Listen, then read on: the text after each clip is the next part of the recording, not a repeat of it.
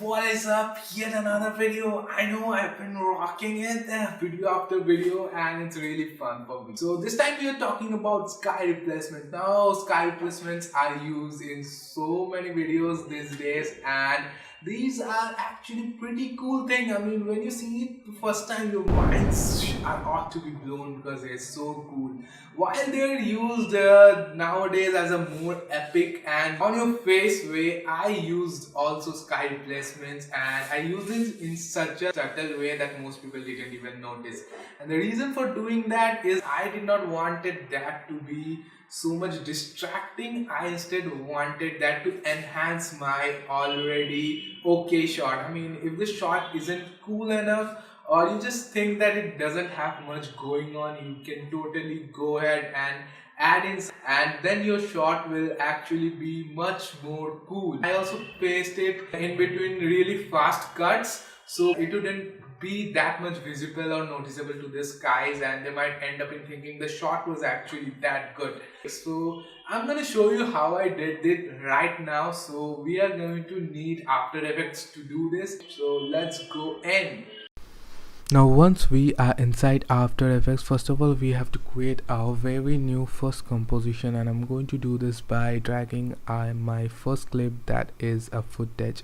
Now this is the footage I want to do the sky placement on, but as you can see there's not really much of sky in this video because this is just black and there's no horizontal line separating the sky. So what we are going to do, we are not going to key out the sky from this because we can't really, everything is black as I said.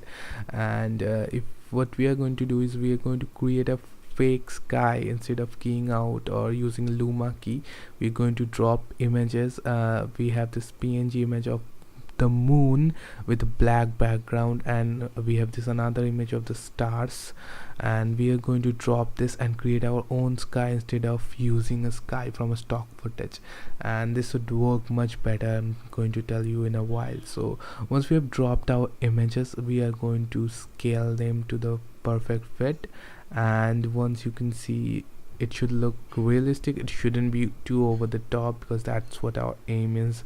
So once we are happy with the right size, what we are going to do, we are going to change the blending mode so that the black background goes away. Now to do that, you actually have to find the blending mode options, which if you can't see, you can just get it by clicking on the toggle switches option, and you can change it to screen and the background would be gone. And now we are going to bring on the stars layer, do the same, drop it down there, and then we are going to scale it properly so that it fits our composition. Then change the blending mode to what we needed, place it rightly, and that's pretty much it. Well, you can see the stars are actually all over the place, they're overlaying our footage, and that looks really weird and unrealistic.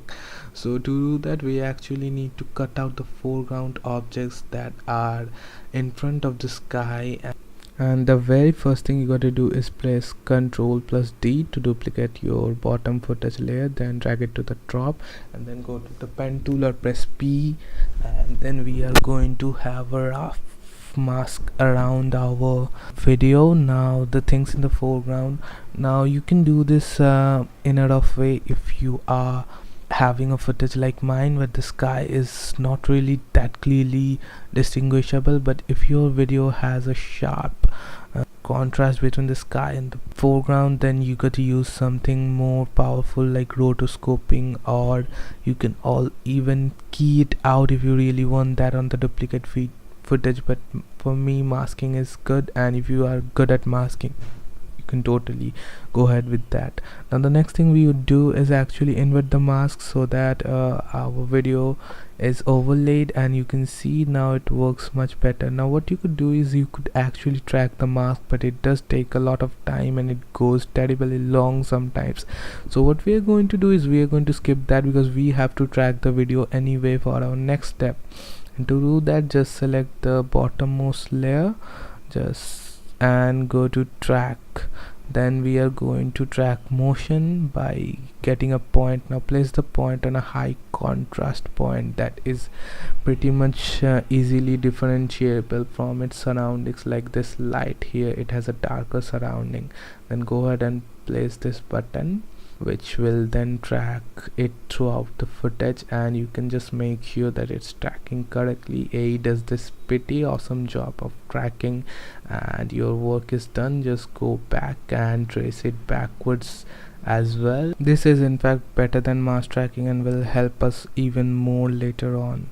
So once it has finished tracking, what to do is go to new and create a null object. Now null object is nothing but just something you store your data in, and we are going to store our tracking data inside it. Now what we are going to do is click on edit target from the tracker and then set it on null, and then click apply, and all our tracking data would actually be saved in null. Now what we are going to do is we are going to parent other layers so that they move along with this. If you can't really find the pick whip icon, then just right click and go to columns and select the parenting thing, and then you just click on the pick whip icons of each and every video other than the footage that we tracked, and just track it to the null object. Now you can see everything moves together, so the camera movement is actually mimicked by the items that we put on the sky as well as the layer that we had on the top. So everything moves with the camera and the motion is same, and that looks pretty much realistic. That's the secret that adds to the realistic sky replacement, is actually making your own sky and tracking it. Now I'll just change the duration of the video to get that perfect time and sync it with other videos so that it doesn't look that distracting, and then it's done. So guys, I don't know if you liked it, but if you did, give this video a thumbs up, and that will be really grateful to me. And also share this video with your friends, those ones who have similar interests like this, who might found this information helpful. That would be of great help to me, because spread wellness, spread love, and keep being awesome. I'll see you the next time, and do subscribe if you haven't already. Then only we can meet the next time. So I'll be looking forward to seeing you again. Goodbye. Keep being awesome as usual, and